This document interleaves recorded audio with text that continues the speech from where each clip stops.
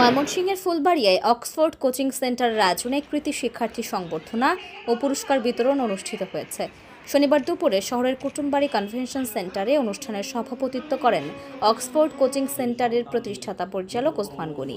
প্রতিষ্ঠানটির সহকারী পরিচালক ইহসানুল হক জিহাদের পরিচালনায় এতে প্রধান অতিথি হিসেবে বক্তব্য রাখেন জাতীয় কবি কাজী নজরুল ইসলাম বিশ্ববিদ্যালয়ের সমাজবিজ্ঞান বিভাগের প্রভাষক রাশেদ হোসাইন।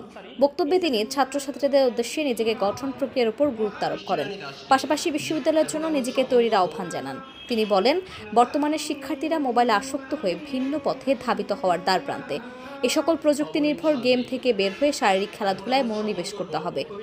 অনলাইন গেম কিংবা মোবাইল ফোনের প্রতি আসক্তিটা কমিয়ে আপনাদের উচিত হবে বিভিন্ন ধরনের আউটডোর গেম যেগুলো আছে, যেমন বিভিন্ন ধরনের ক্রিকেট খেলা বলতে পারি, ফুটবল খেলা বলতে পারি, এই ধরনের খেলাধুলায় আপনারা অংশগ্রহণ করা।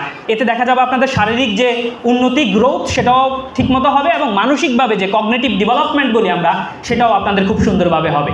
পিতামাতার কথা হয়তো অনেক সময় কম শুনতে চেষ্টা করে, কিন্তু একটা জিনিস মাথায় রাখবেন যে আপনি হয়তো যতটুকু বুঝতেছেন তারও আরও বেশি অনেক কিছু বোঝার হয়তো বাকি আছে, যেটা আপনার এক্সপিরিয়েন্সের দিক থেকে আপনার পিতামাতা কিংবা শিক্ষকরা হয়তো আর একটু বেশি বোঝে। তো এই কারণে কিছু ক্ষেত্রে আপনি আপনার শিক্ষকদের এবং অভিভাবকদের কথা শোনার চেষ্টা করবেন, কারণ তারা কখনো আপনার অমঙ্গল চাইবে না।